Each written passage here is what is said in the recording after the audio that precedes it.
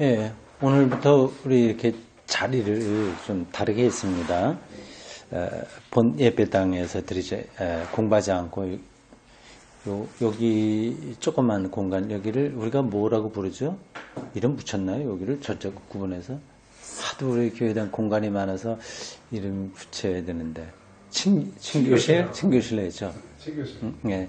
그럼 때에 따라서 편의상 교육관으로도 합시다. 우리 이제 본당, 교육관, 이제 친교실에서 둘러앉아서 이렇게 공부하게 됐습니다. 숫자가 더 많아지면 뭐 저쪽으로 다시 가겠어요. 우리 공부의 그 집중도를 좀 높이기 위해서 이렇게 좀 바꿨습니다. 편하게 생각하시기 바랍니다. 이제 자리가 좀 잘라졌지만 편안하게 이렇게 임하시면 되겠습니다. 오늘 마태복음 2장이에요. 13절부터 23절까지입니다. 네 번째 공부예요. 그리고 보통 한 장을 두 번 정도로 나눠서 하고 있습니다. 순서가 이렇게 돼요. 뭐 경우에 따라서는 다 하기도 되고요. 한 장을 통째로 하는 주일도 있을 거고, 어떤 때는 뭐 세 번으로 나눌 때도 있고, 아주 후리하게 이렇게 진행하도록 하겠습니다. 마태복음의 이 전체 구조가 여러분들 머릿속에 다시 확실하게 있는지 보십시오. 그러니까 예수님에 대한 이야기잖아요. 이 복음서는. 근데 그 구조는 아주 간단해요. 간단해요. 그죠? 흑판이 있으면 내가 적겠습니다만, 흑판이나. 머릿속에 그냥 간단하게 넣어도 됩니다. 예수님이 나사렛에서 갈릴리 호수 근방에서 활동하다가 이제 점점 남쪽으로 내려오는데 사마리아 땅을 거쳐서 유대 땅에 거하게 되고, 그리고 예루살렘에 입성해서 체포당하고 돌아가신다. 그 이야기입니다.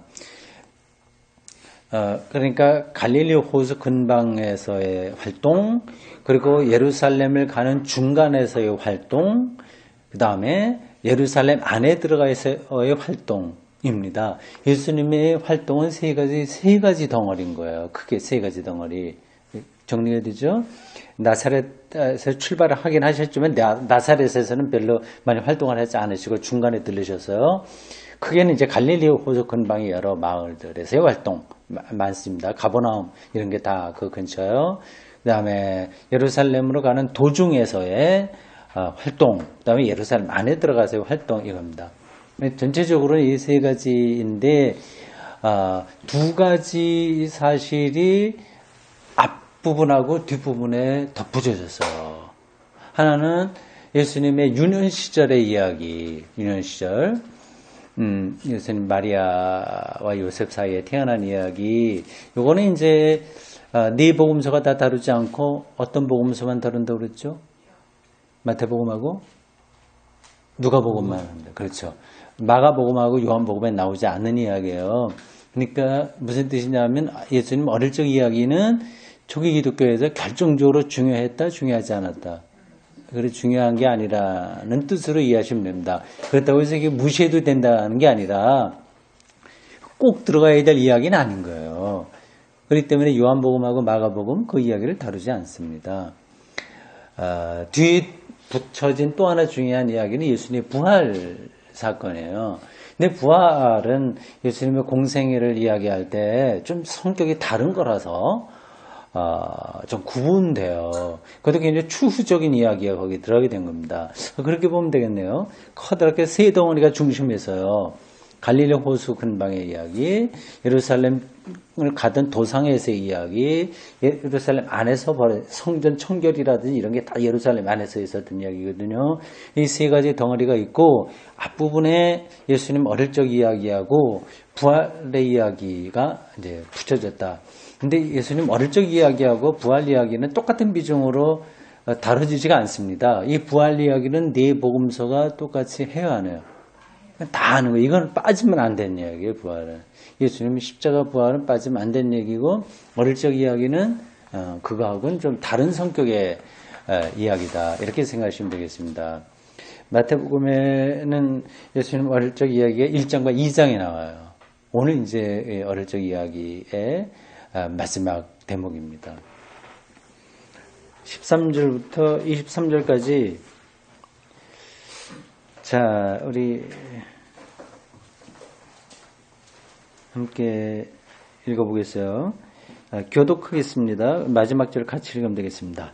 그들이 떠난 후에 주의 사자가 요셉에게 현몽하여 이르되 헤롯이 아기를 찾아 죽이려 하니 일어나 아기와 그의 어머니를 데리고 애굽으로 피하여 내가 네게 이르기까지 거기 있으라 하시니 요셉이 일어나서 아기와 그의 어머니를 데리고 애굽으로 떠나가 헤롯이 죽기까지 거기 있었으니 이는 주께서 선지자를 통하여 말씀하신 바 애굽으로부터 내 아들을 불렀다 함을 이루려 하심이라.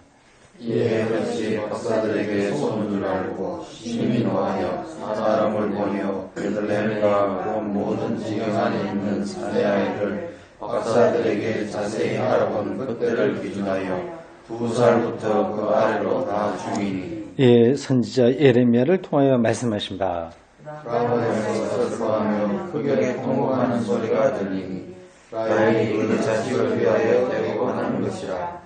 그가 자식이 없으므로 위로받기를 거절하였다 함이 이루어졌느니라. 헤롯이 죽은 후에 주의 사자가 애굽에서 요셉에게 현몽하여 이르되 일어나 아기와 그의 어머니를 데리고 이스라엘 땅으로 가라. 아기의 목숨을 찾던 자들이 죽었느니라 하시니 요셉이 일어나 아기와 그의 어머니를 데리고 이스라엘 땅으로 들어가니라.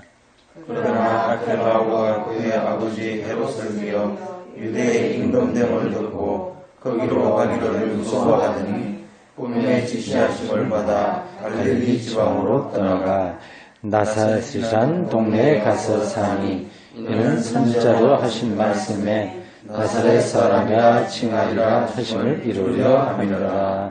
아멘. 간단하게 요약을 하면 이제 신생아 예수에 대한 이야기인데 예수 출생을 듣고 그 소식을 듣고 이제 헤롯이 굉장히 위협을 느꼈다고 하는 거예요. 이 어린 예수를 이제 어떻게 처치하려고 했는데 이제 그 음모가 곧 나온 거예요. 근데 피하는 거죠. 주의 사자가 요셉에게 현몽해서 이제 빨리 피해라. 지금 헤롯이 네 아들을 죽이려고 하는데 피해라. 애굽으로 가 있다가 다시 알려주면 그때 봐라. 그런 얘기입니다. 그래서 요셉이 애굽으로 자기 가족 데리고 가족이라고 해봐야 뭐 자기 아내 마리아. 그때가 마리아가 몇 살쯤 됐을까요? 14살, 15살 정도 된 소녀예요. 우리도 옛날에 뭐 좋은 습관이 있었으니까 옛날에 다 그랬습니다. 하여튼 그 자식 낳는 게 최고의 가치가 있어서 그 생산만 가능하면 일찍 보냈어요. 마리아도 아주 어리고 참 그러니까 어린 요셉도 그래봐야 뭐 나이가 얼마나 많겠어요. 20살쯤 됐을까요? 안 됐을까요? 근데 아주 지금으로 보면 정말 애들인데 그 나이에 아기를 낳아서 아기를 데리고 애굽까지 간다는 게 이게 사실은 이게 보통 이야기가 아니에요. 근데 이 이야기가 어떻게 성경에 들어왔는지 모르겠습니다. 복음서에 다른 데는 나오지 않거든요. 이 이야기가. 아마 여기에는 이 마태복음 기자의 어떤 신학이 그렇게 작용해서 초기 기독교에 있었던 여러 이야기들 종합적으로 다루면서 이렇게 기록한 게 아닐까 좀 싶은 생각이 들어요. 어쨌든 애굽으로 갔다가 이제 다시 돌아와서 원래 태어난 곳으로는 돌아가지 못하고 원래 태어난 곳이 어디죠? 베들레헴, 그 예루살렘 바로 밑에 있어요. 거기 못 가고 예루살렘에도 못 가고 이제 나사렛이라고 하는 곳에서 살게 됐다. 뭐 그 이야기입니다. 근데 그게 하나하나 상징적이에요. 이 이야기가. 여러분들 이제 조금 이따 제가 설명하면 이렇게 알게 되실 겁니다. 요거는 마태복음만 전하는 이야기예요. 마가, 누가, 요한 이런 데 없어요. 그리고 참고적으로 이 서신 이런 데는 예수님에 대한 어릴 적 이야기가 있을까요? 없을까요? 없어요. 거기도 안 나와요. 그러니까 이거는 여기만 있는 이야기예요. 되게 참 그런 게 왜 그런가 하는 것도 참 연구해 볼 만합니다. 그러니까 서신과 복음서, 여러분들은 아직까지 이게 신학, 신학, 뭐 그런 것에 대한 공부를 많이 하지 않으셨기 때문에, 이제 일반 신자기 전공하지 않으셨기 때문에 그게 참 머리에 이제 잡히지 않을 텐데요. 복음서하고 이 서신하고 같은 공동체 안에서 일어난 거예요. 같은 문서예요. 문서. 초기독교 문서. 그 안에서 나온 문서들입니다. 근데 시기가 있잖아요. 그러니까 제일 먼저 기록된 데서부터 끝에까지 쭉 펼치면 굉장히 광범위해요, 이게. 어느 한 날 이게 다 기록된 게 아니라 수십 년 동안에 걸쳐서 기독교 안에서 생산된 문서예요. 이제 가장 일찍 된 게 어떤 건지는 사실 모릅니다. 성경 안에 안 들어온 것일 수도 있어요. 근데 성경에 들어온 걸로 보면 제일 먼저 기록된 게 대사로니까 전서예요. 서신이에요. 바울이 쓴 겁니다. 그때부터 뭐 많은 문서들이 있었습니다. 그러다가 쭉 펼쳐져서 뭐 기원 후 100년 어간 혹은 110년까지도 내다보는 그런 데까지 나왔어요. 이게 요한계시록 뭐 이런 데까지 쭉 펼쳐집니다. 복음서는 요 중간에 어디에서 기록된 거예요. 중간에. 근데 같이 섞여 있는 거죠. 그러니까 서신하고 복음서 이러한 것들이 교회에서 나올 때 이건 누가 계획해서 한 게 아니거든요. 그리고 그 당시에는 교회가 다 흩어져 있었고 이 통일된 게 없었어요. 아직 정식 종교적인 어떤 틀 같은 것도 잡지 못할 때이고요. 그렇습니다. 우리가 지금 지금 뭐 교회가 이렇게 탄탄하게, 뭐 교리도 그렇고, 체제도 그렇고, 뭐 탄탄하게 자리를 잡고, 가톨릭은 뭐 더 합니다만, 이제 머릿속에, 기독교가 굉장히 체계적으로 모든 걸 했을 거다 생각을 그러지 않습니다.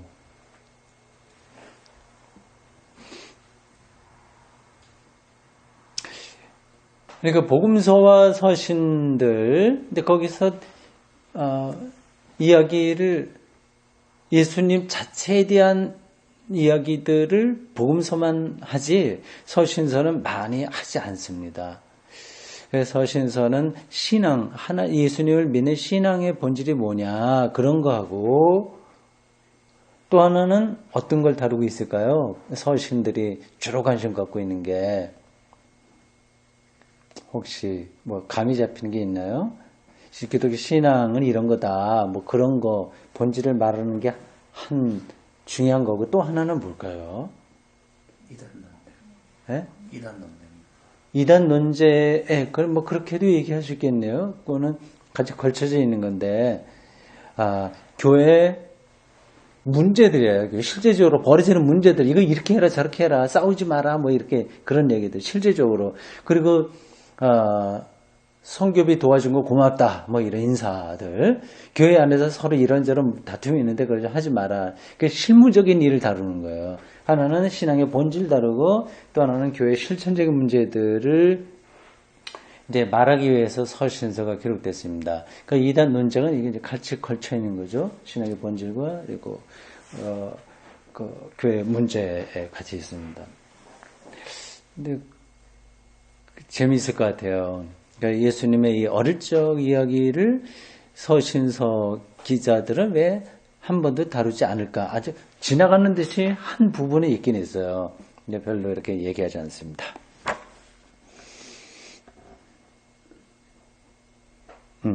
요 이야기 집에서 좀 읽어보셨어요? 네, 읽어보셨죠? 혹시 읽다가 이거 한번 물어봐야 되겠다. 그런 부분 나온 거 있습니까? 여기 지금 밑에 주가 이렇게 뭐 기억이니 뭐 니은 이렇게 해가지고 해놓은 거를 구약 성경하고 이렇게 연결 지어놨는데. 그렇죠. 근데 읽어보면 그거하고 뭐 딱 맞아 떨어진다는 생각이 안 들어요. 그렇습니까? 예. 일부러 이거를 뭐 구약 성경하고 억지로 갖다 연결시키려고 했던 것 같은 이런 느낌이 가지고 있어요. 이 구절하고 그 구절하고가 이 사건과 그 사건이 여기에 세 구절 나오죠. 세 구절. 이거 뭐 세 군데 나오죠. 네 개로 나오네요. 뭐 세 개예요. 기억, 네. 디귿, 리얼. 리을은 이제 아, 3장이 리얼은 넘어가야 이제, 되는 네, 거고요. 그렇지. 근데 주로 어떤 게 그렇던가요? 그래도 연결이 될 텐데요. 연결 없이 되는 구약 성경 인용이라고 하는 호세아서 게요. 11장 1절, 이사야 11장 1절이라고 이렇게 되어 있는데 기억하고 디귿이 예, 애국으로부터 내 아들을 불렀다 하면 이루려 하심이라. 예. 이 애국으로 불렀다 하는 이게 호세아서에서는 제가 느끼기에는 출애굽하는 얘기를 보고 가는 아닌가 이런 생각을 하는데 예수님을 거기서 있는 걸 살다가 다시 불러냈다 이거하고는 상관이 없이 네. 보십시오. 그 여러분, 우리 성경 15절을 보면 헤롯이 죽기까지 거기 있었으니 이는 주께서 선지자를 통하여서 말씀하신 바 해놓고 기억. 애국으로부터 내 아들을 불렀다. 예, 그거. 그거를 이루려 했다. 그런데 그래서 호세아서에 호세 11장 1절 한번 찾아보세요. 나오는 예. 호세아서 11장 1절 여기 보면 이랬습니다. 이스라엘이 어렸을 때에 내가 사랑하여 내 아들을 애굽에서 불러냈거늘. 똑같이 있네요. 뭐. 출애굽을 말하는 겁니까?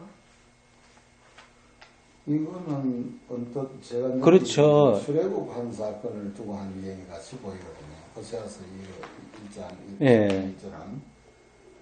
그런데 어째 이거하고 예수님이 거기에 피난 가셨다가 다시 이쪽으로 돌아오는 거하고가 이거하고가 어떻게 연결이 되는지. 예. 근데 어쨌든 요거 애굽에서 불러냈다고 하는 말은 딱 맞죠? 일단 그 의미는 둘째치고 예. 있잖아요. 그죠? 애굽에서 불러냈다고 하는 이야기. 그러니까 마태복음을 기록한 이 사람이 그 구약 호세아서 11장 1절에 있는 것을 이런 의미로 해석을 해서 여기다 인용을 한 거죠. 예.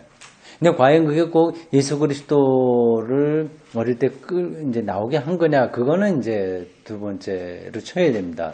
일단 마태복음 기자가 호세아서 11장 1절 그렇게 해석한 거예요. 이게 옳으냐 그러냐는 이제 두 번째 치는 거죠. 근데 이건 뭐 크게 잘못된 건 아닙니다. 이거 말고도 뭐 예수님이 이제 동정녀에게 태어난다든지 이런 것도 구약을 인용한 거거든요. 그러니까 구약에 나와 있는 그게 꼭 예수님의 동정녀 탄생이냐 이렇게 따지고 들면 그건 복잡해지는데 일단 신약 성경고 기자들이 그하고 연관시켜서 예수님의 이 일을 구약 성서에 근거한 거다 이렇게 말하려고 했던 거죠. 거기까지만 보면 됩니다. 그런 점에서는 이 인용은 크게 잘못된 것은 아닙니다. 그건 현지를 써있는 마태복음 기자가 수신자에게 왜 구약을 인용할 수밖에 없었는지 그 배경과 관계가 있지 않을까요? 뭐예요 그게?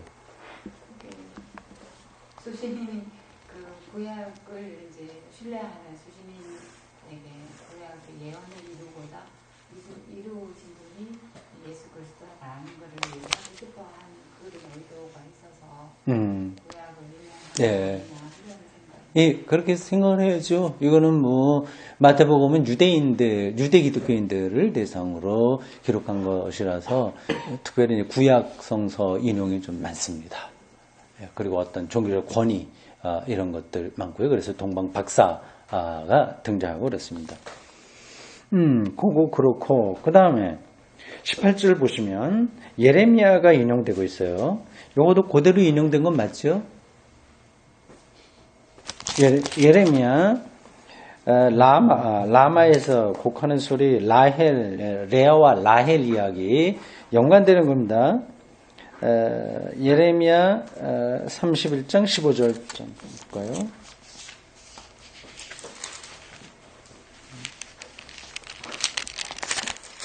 예레미야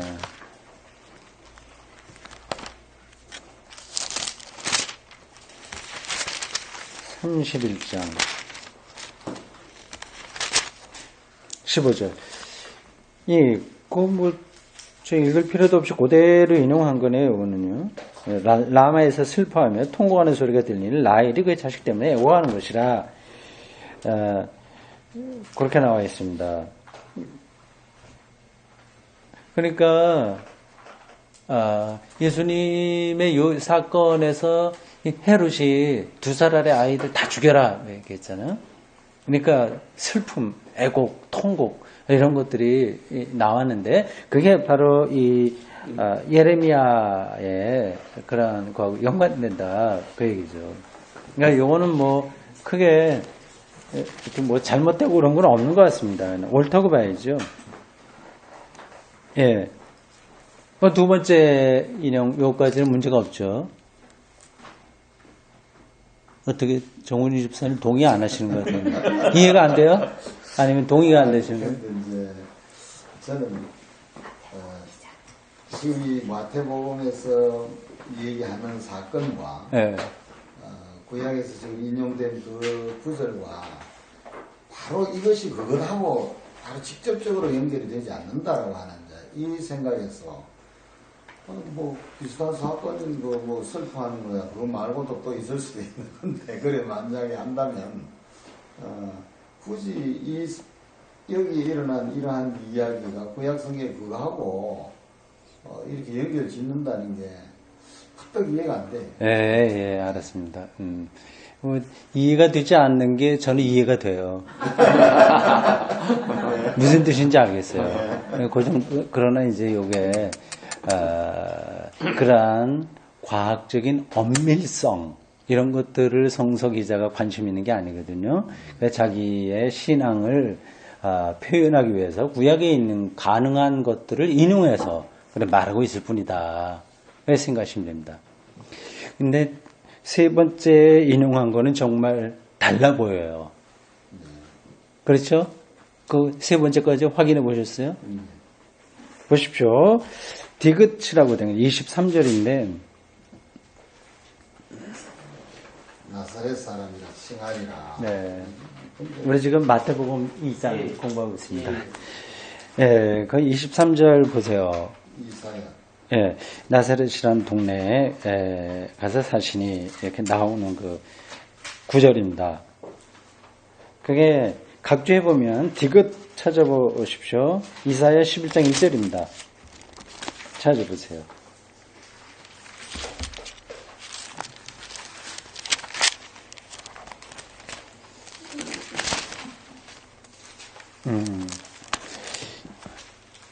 이건 똑같은 이야기로 연결시키기 힘든 구절이에요, 사실은. 근데 왜 이거를 인용했냐? 그거를 아시는 분, 정답 맞추시는 분 있으면 제가 선물 드릴 겁니다. 자, 기대하고 보십시오. 40장 1절. 예수님이 내나 그 다윗의 후손으로 온다는 그 의미에서 나온 겁니다. 아직 제가 질문하지 않았는데. 선물 받고 싶으셔서 지금 마음이 급하신 거 봐요. 일단 1절 보겠습니다. 너희의 하나님이 이르시되 너희는 위로하라. 내 백성을 위로하라. 요 구절이에요.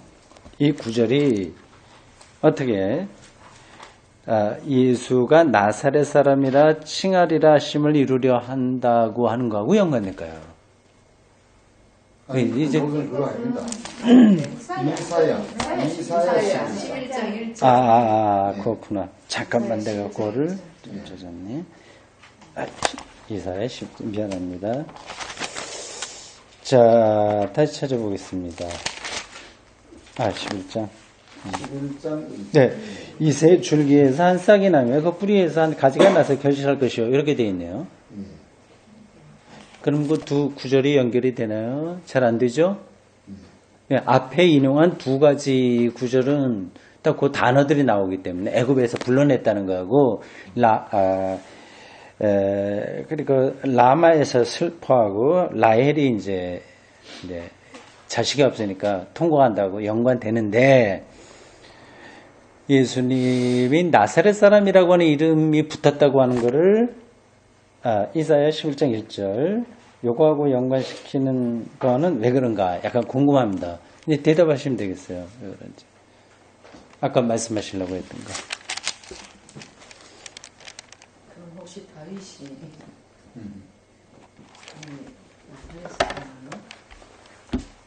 다윗도 베들레헴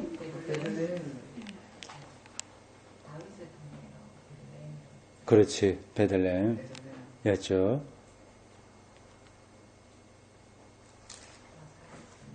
아, 이건 제가 그냥 말씀드리긴 나을 것 같습니다. 안 주시려고 그러시죠. 맞아요. 여기요.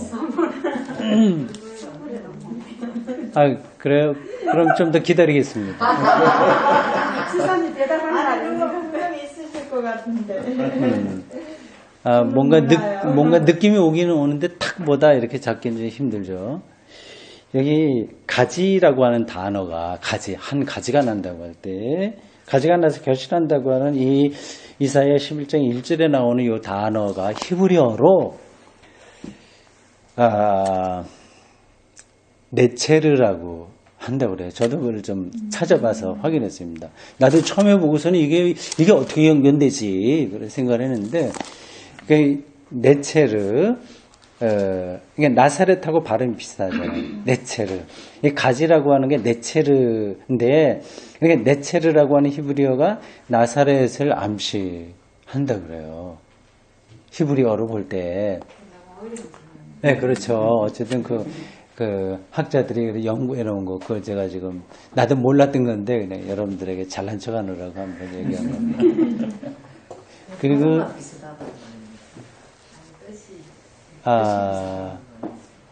발음만 비슷한 거죠. 발음만 비슷해요. 예, 그렇죠. 네체라고 나사렛하고.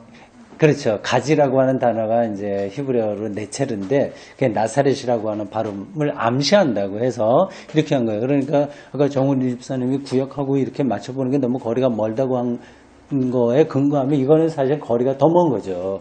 그래도 옛날에 이런 방식으로 글쓰기를 했습니다. 이상할 게 하나도 없는 거예요. 그러니까 오늘식으로 이렇게 과학적 엄밀성 갖고 글 쓰는 거를 기대하면 뭐 그런 것도 많이 있는데 기본적으로 논리적이긴 하지만 다 그렇진 않다. 생각하면서 성경을 대하셔야 됩니다. 이 네체르라고 하는 거 이기면서 또 나시린이라고 하는 그거하고도 발음이 연결된다고 해요. 자, 이제 어려운 부분 지나갔습니다. 세 군데 구약을 인용한 요 이야기가 그러니까 예수의 운명을 구약의 근거에서 우리가 받아들일 수 있다. 그걸 이제 마태복음 기자가 전하려고 하는 거죠. 자, 그 다음에 또 여러분들 집에서 읽으시면서 질문해야 되겠다 생각이 거 있으면 말씀해 보세요. 저는 오늘 요 말씀하고 직접 연관은 안 되는데, 목사님 여러 가지 기사와 이적을 행한 것이 곧 하나님의 아들이라고 하는 증거가 아니다. 이래 이제 말씀을 하시죠. 지난주에 설교. 예. 네. 근데 이 자꾸 복음서를 읽다가 보면은 기사와 이적을 행한 것 자체가 하나님의 아들이라고 하는 증거로 삼는 것 같은 그런 느낌을 많이 받거든요. 이때까지 이런 이적을 행한 자가 없었다, 뭐 이런 얘기도 있고, 그래서 그런 것들이 하나님의 아들, 곧 하나님이라고 하는 증거로서의 역할을 하는 것처럼 보이는데, 지금까지 저는 계속 그렇게 또 인식을 해왔었고,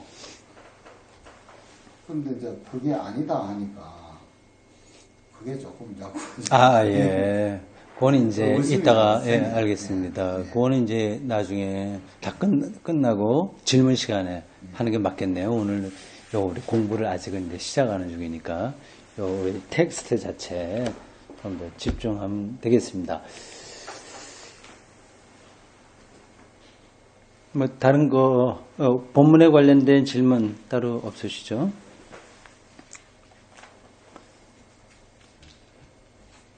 자, 보세요. 13절.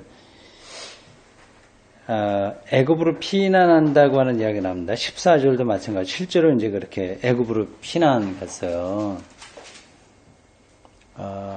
애굽하고 고대 이스라엘하고의 관계가 굉장히 밀접하다고 하는 거는 알고 계시죠? 그걸 암시하고 있어요, 이미. 애굽이에요. 그 고대 이스라엘 역사에서 애굽으로 피신한 적이 개인 뭐 등등해서 여러 번 나와요. 근데 애굽은 일단 그러니까 지금으로 따지면 애굽은 부자 나라예요. 미국과 같이. 그리고 이 이스라엘 고대 조상들, 이 사람들은 완전히 떠돌아다니는 아주 가난한 사람들. 그 팔레스타인 그 지역은 뭐 요단강 근처 조금만 이렇게 농사를 질 수 있고 나머지는 뭐 마시는 물조차 힘든 그런 건데 애굽은 나일강의 수량이 풍부하지 않습니까? 그래서 그 문명도 많이 발전하고요. 그리고 토목이라든지 건축이나 또 음악, 예술 이런 것들이 옛날부터 이렇게 발전했어요. 그래서 피라미드 같은 것들을 만들 정도의 어떤 토목 건축 기술을 그 고대 이집트가 가지고 있다고 하는 것만 보더라도 대단하다고 하는 걸 알 수 있지 않습니까? 그래서 많은 경우에 그쪽으로 이제 배고플 때 가고 흉년이 들면 가고 좀 여러 번 그랬습니다. 아브라함도 그랬고요, 그죠? 가서 정확한지 모르겠습니다. 자기 아내를 누이라고 속인 그런 것도. 이삭도 똑같이 그런 일을 했어요. 그 신세를 많이 줬고, 급기야 그 이스라엘 고대 그 아브라함의 후손 몽땅 글로 갔죠. 야곱하고 요셉이라는 사람들이 다 이집트에 가서 빌붙어서 이제 살았습니다.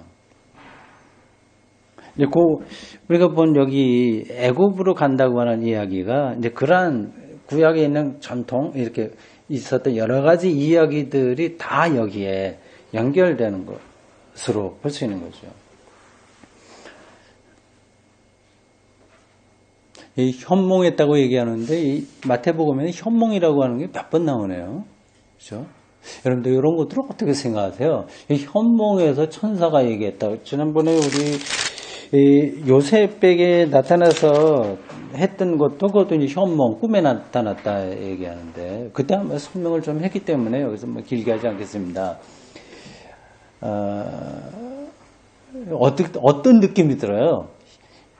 그러니까 주의 사자가 요셉에게 현몽에서 이런 저런 일들을 지시한 거로 나오고 있어요. 일단 이런 것들 읽으면 어떤 느낌이 혹시 드시는지요? 말 그대로 꿈에 뭐 나타났다 이렇게. 예. 꿈 이야기 많죠. 구약에도 많고 요셉도 이제 꿈 많이 꾸고 얘기했습니다. 뭐 여러분들이 알아서 생각하시면 됩니다. 근데 천사 이야기도 마찬가지고요. 꿈에 나타났다고 하는 것도 마찬가지인데, 어떤 근원적인 진리를 사람이 깨닫는 데에는 일반적인 방식으로 안 된다는 거를 이렇게 문학적인 수사로 표현했다 생각하시면 될 겁니다.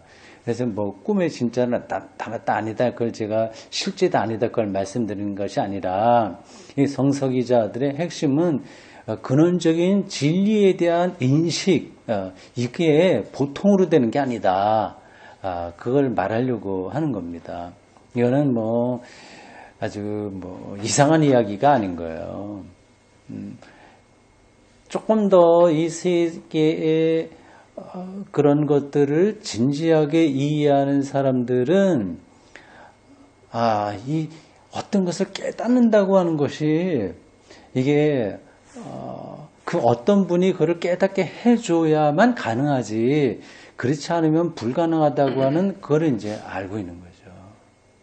그러니까 제가 드리고 싶은 말씀은 쉽게 이거 뭐 만화처럼 이렇게 생각하시기보다도 근원적인 비밀에 대한 어떤 진지한 태도 그걸 말하고 있다 생각하시면 되겠습니다.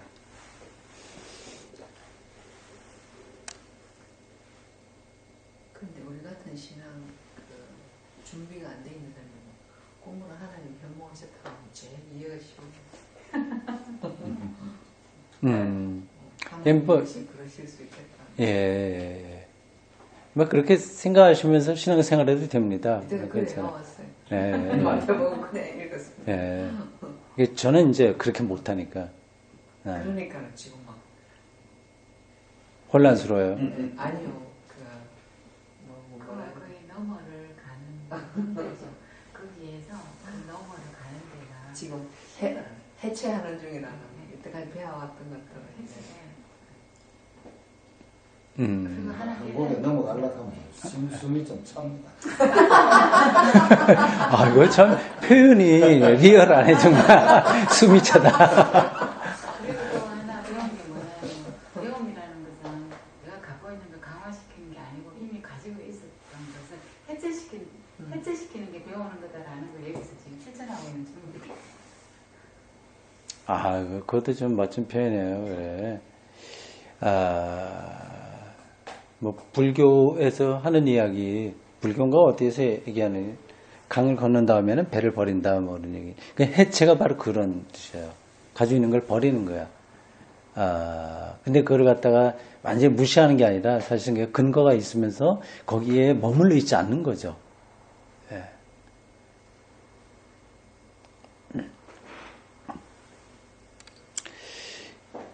마태복음 기자가 이 애굽 이야기를 여기서 이렇게 강조하는 것은 예수 사건이 구약에 아주 확실한 토대를 가지고 있다. 그걸 말하려고 하는 거예요. 실질적으로 구약 성경이 이야기하는 고대 이스라엘의 그 족장들은 다 이집트의 도움을 받았고 결국은 이집트로 갔고요. 거기서 모세가 출생했고 우리가 지난번에 확인했듯이 이 마태복음 기자는 모세와 예수와의 관계를 이렇게 연결해서 설명을 하고 있습니다. 그러니까 모세를 통해서 이스라엘 사람들이 출애굽했듯이 이제 예수를 통해서 그런 일이 일어난다. 그런 것들을 여기서 암시하고 있는 거죠. 다만 차이가 있어요. 모세를 통해서는 정치적인 해방이라고 한다면 뭐 종교적으로도 의미가 있긴 있죠. 이스라엘 민족의 해방이라고 한다면 예수 구약의 모세와 비견될 수 있는 예수님을 통해서는 어떤 해방일까요? 뭐 정치 뭐 이런 건 물론 당연히 아닐 거고요. 더 근원적인 해방, 민족적인 해방이 아니라 온 인류 전체의 해방이고요. 그리고 어떤 해방일까요? 이건 죄와 죽음으로부터 해방이라고 할 수 있습니다. 차원이 달라지는 거죠. 이 다른 이러한 구원, 해방을 설명하는데 그걸 이제 구약 성경에 많이 근거를 두고 지금 이 마태가 설명하고 있습니다.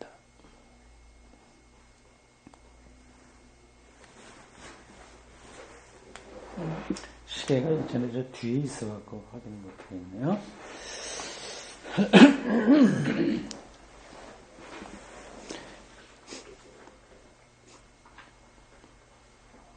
지금 19분이니까 30분 전에 끝나도록 하겠습니다. 우리 늘 하듯이 시간은 많이 갔네요. 시간이 정확한가? 19분이요? 네.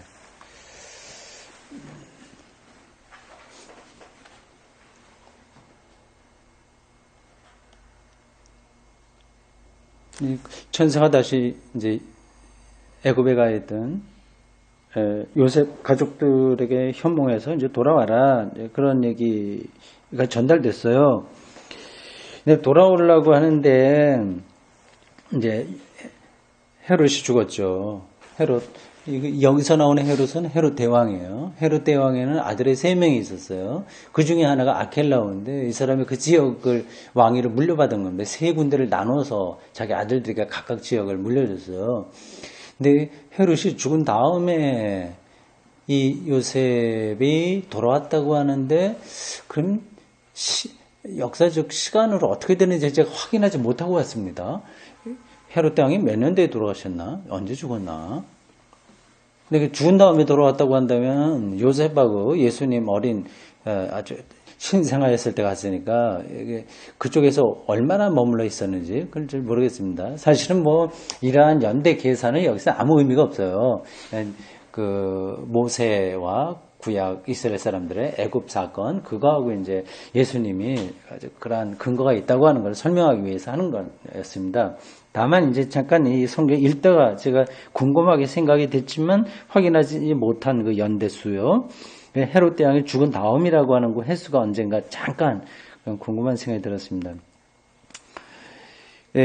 그래서 이제 돌아오면 사실은 원래 계획으로는 어디로 왔어야 될까요?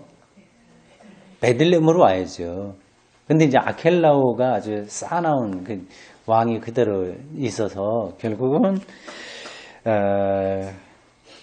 그쪽으로 가지 못하고 무서워하더니 22절에 보면 꿈에 지시받아서 다시 또 꿈에 지시받네요. 갈릴리 지방으로 갔다. 지금 이렇게 이제 마태복음 기자가 그걸 이제 설명하는 겁니다. 근데 그래서 이게 논리적으로 얼마나 많은지 안 많은지 앞에서 말씀드렸습니다만 그런 그렇게 따지는 건 무의미한 거예요.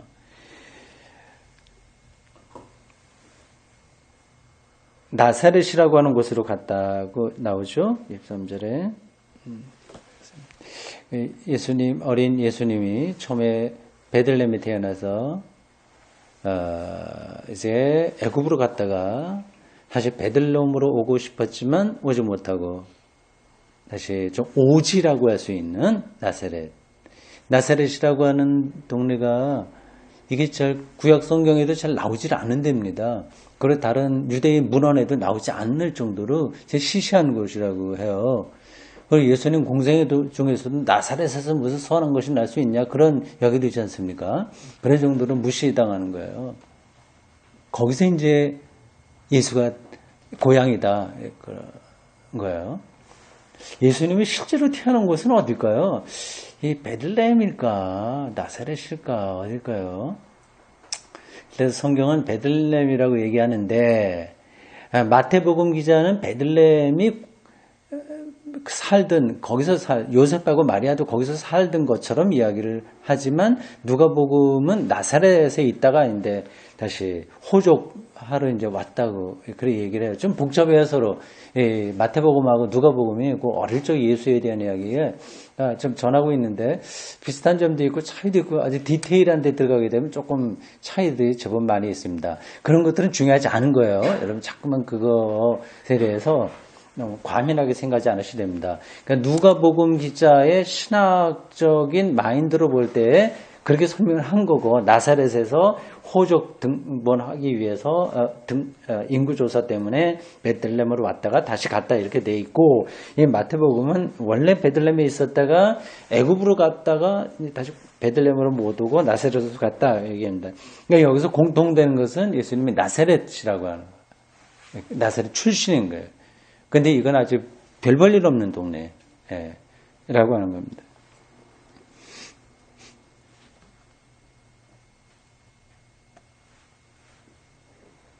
자, 이제 그러면 결론적으로 마태복음 기자가 예수님의 어릴 적 이야기를 다른 복음서들은 없는 거를 이렇게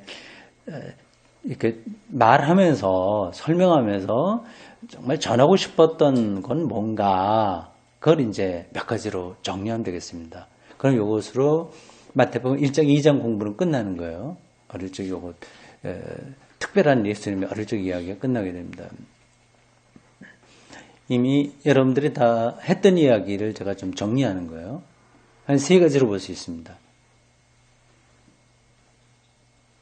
첫째는 제가 하기 전에 여러분들 생각을 받겠습니다. 다 아시니까 얘기해 보세요.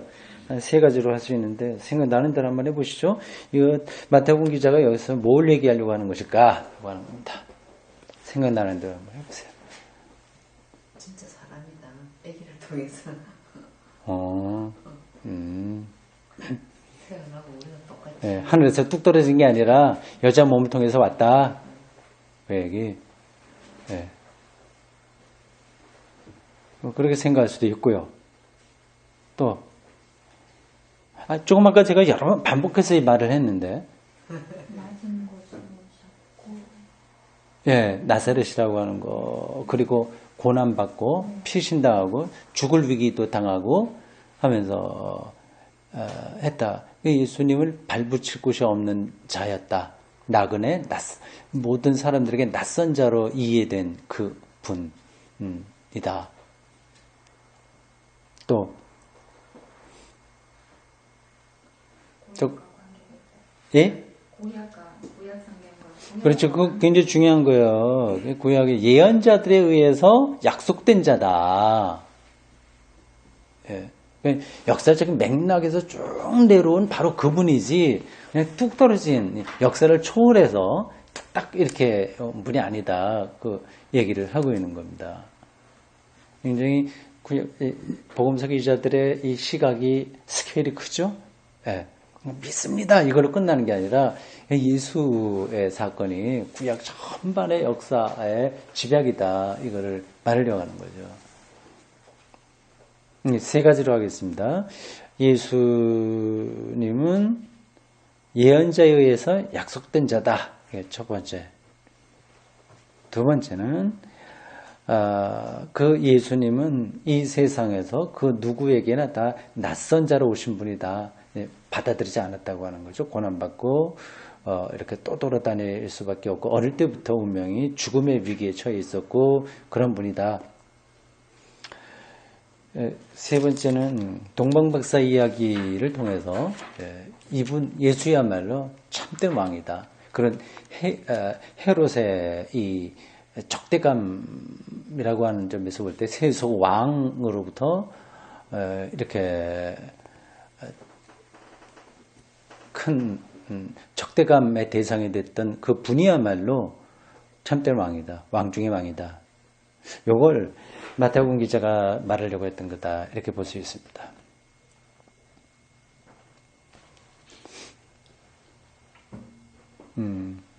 여기까지 오늘 공부 마치고 차 한잔하면서 그다음에 질문 받도록 하겠습니다. 기도하겠습니다. 주님, 2016년 4월 16년 시작한 지 엊그제 같았는데 벌써 4월 20일입니다. 오늘 우리가 같이 모여서 이 지하 어두운 곳 그러나 전기불 켜놓고 공부하는 이 시간, 이 순간도 우리에게 쏜사같이 지나가는 긴 시간 중에 혹은 짧은 시간 중에 한 순간에 불과합니다. 그럼에도 불구하고 우리는 2000년 전 기록된 하나님의 말씀, 그 복음서 기자들의 노력, 그리고 구약으로부터 내려온 그 긴 하나님의 말씀의 역사에 우리가 이런 방식으로 참여합니다.